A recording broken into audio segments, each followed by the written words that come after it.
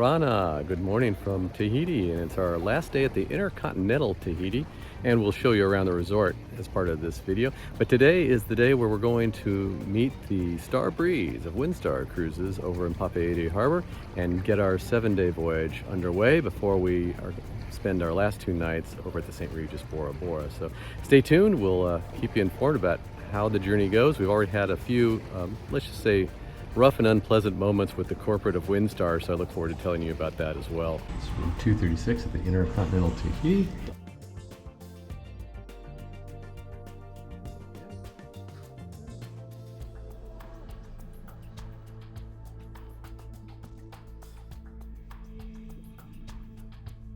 So it's move morning, but before we leave the Intercontinental Tahiti Resort, let's have a look around the property that's been our home the last 3 nights.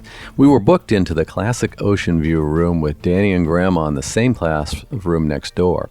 These rooms appear to be updated recently and had very nice bathrooms, plenty of storage, and little perks, like complimentary bottled water refreshed daily and Nespresso coffee. That being said, the room did have, well, let's just say one drawback. Treat is you're expecting the pool, it won't be ready till, I think it said September. And just be warned, days start early here at Tahiti. The construction starts at 7 a.m. In fairness, we had received multiple messages since booking about the construction activity and the main pool renovation. So we have until 1 p.m. until our pickup to go to the Star Breeze. So let's wander through the property and enjoy another amazing morning. Not sure this turtle's ever moved. Anyhow, we definitely need to grab a few towels for our morning at the Lagoonarium. On our way, we pass by our Sunset Happy Hour bar, and you'll notice that loungers throughout the waterfront take advantage of natural shade and amazing views of Moorea.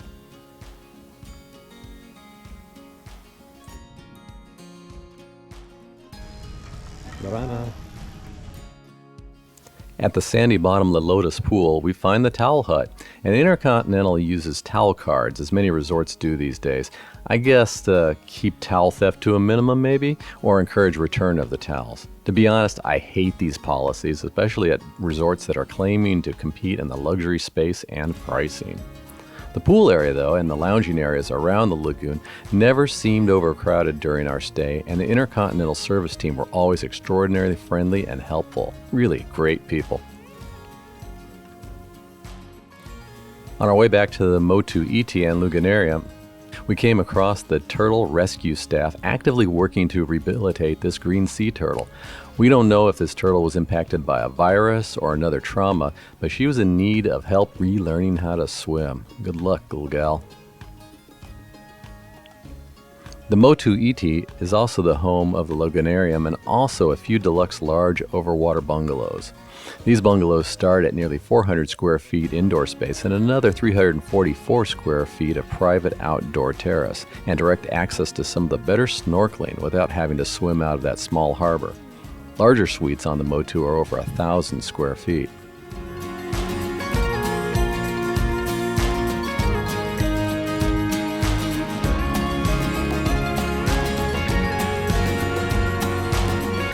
Also on this Motu is the open-air theater hosting Polynesian dancing and music on select nights. Now we also found that on select nights that the La Tierra restaurant hosted music and dancing as well. And every night during happy hour there were live musicians playing Polynesian music.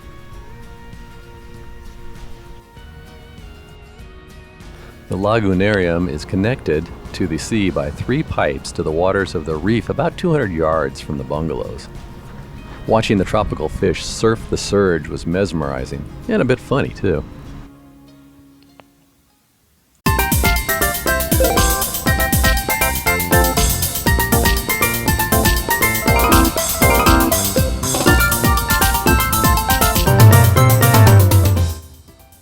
So really, there's nothing to do but relax a bit before it's time to head to the ship.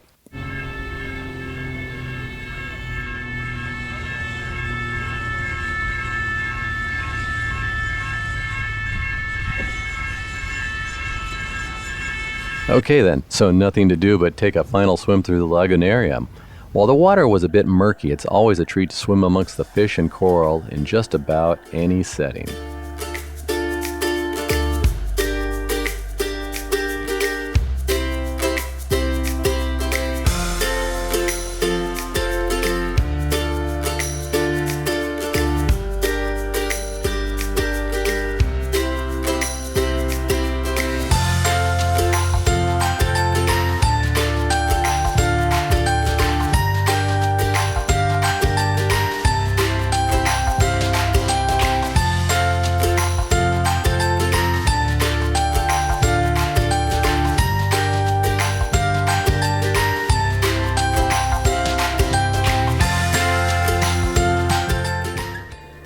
At least there's no current to fight this morning, and no sign of those ill-tempered...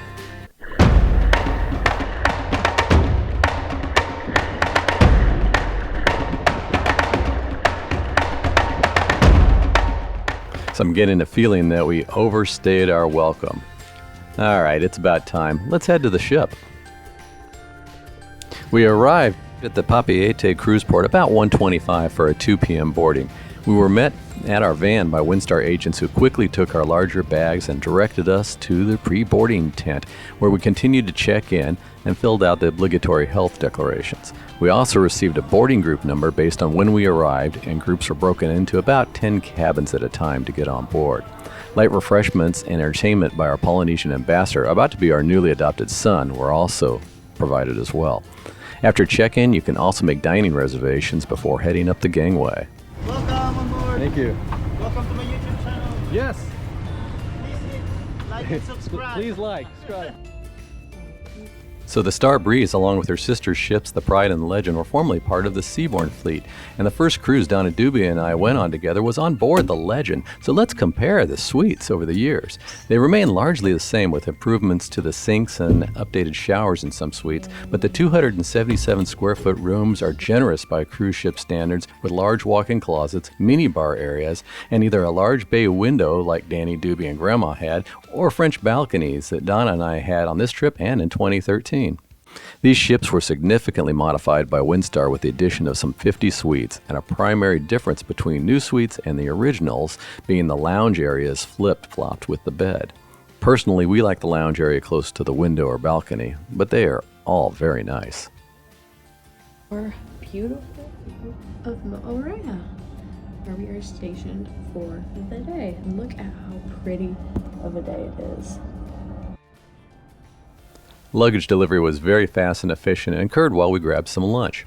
Our favorite lunch place was the Outdoor Star Grill, with daily specials of grilled rotisserie or smoked meats and regular fare of burgers and dogs. Although the Veranda Cafe was also very good, with daily fish, pasta, and sandwich offerings in addition to the buffet.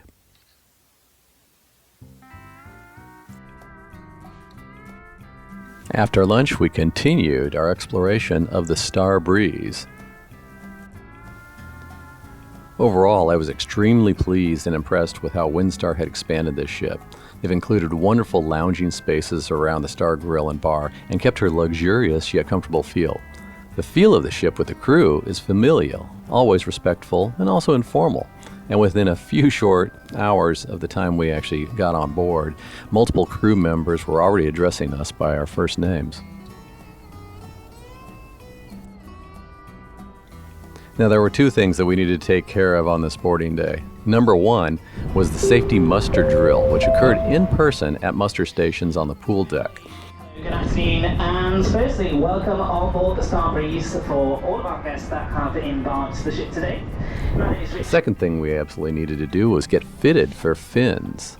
Windstar provides each guest snorkel gear, including a fins, bag, and mask and snorkel if you need it, for use during the entire cruise. So we were pretty relieved to be on the Star Breeze exploring, as just 24 hours ago we had received messages that our passport data was not in the Windstar system, and we might be denied boarding. We had in fact entered all of our data in what we found to be a highly suspect passenger portal operated by Windstar, so data kept going missing. Luckily, Grandma Bama had made screenshots to prove our case. It was almost impossible, though, to pay for excursions and the like, and these communications yesterday didn't reach us until all Windstar customer service lines had been closed for the day. Thankfully, our cruise expert Tom Baker in Houston was able to resolve the whole matter prior to us showing up on site, but beware of the website when using Windstar. Our fellow travelers echoed that they too had ended up just having to call Windstar due to portal issues. Call? Who the hell does that anymore? After stopping in for a port talk, the sail away began, just as the sun was beginning to set.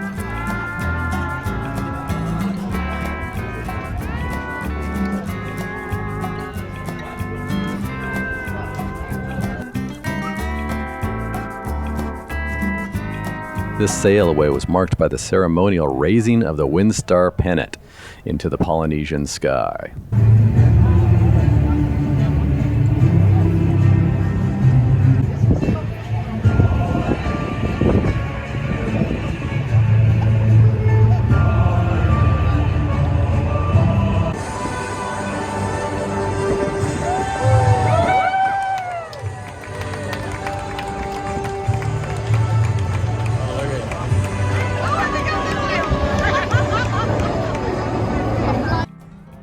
On the port side of the Star Bar and Grill are comfortable couches and chairs, which we found perfect for enjoying pre-dinner cocktails against the deep burnt orange sky.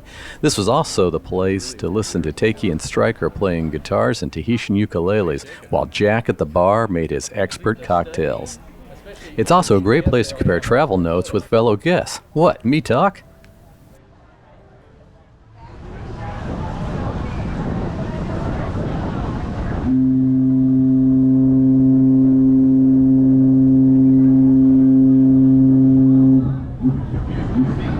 Hi everybody, it's Michael Doobie with Danny Doobie, and we're just sailing away from Papeete, and we're headed to a 7-day exploration of the Tahitian Islands to celebrate Danny Doobie's graduation. So enjoy the trip with us, guys. Dinner tonight is at Candles, which is what the veranda becomes in the evening. It's Windstar's take on steakhouse fare, and this venue instantly became our favorite of the 4 very good options for evening dining. We did purchase the all-inclusive package on this cruise, which included internet for 2 devices each, cocktails, wine and beer, and daily gratuities. We always had, I'd say, at least a dozen choices for wine pairings during dinner, and tonight a little California Zinfandel paired with the lamb chops was just the ticket.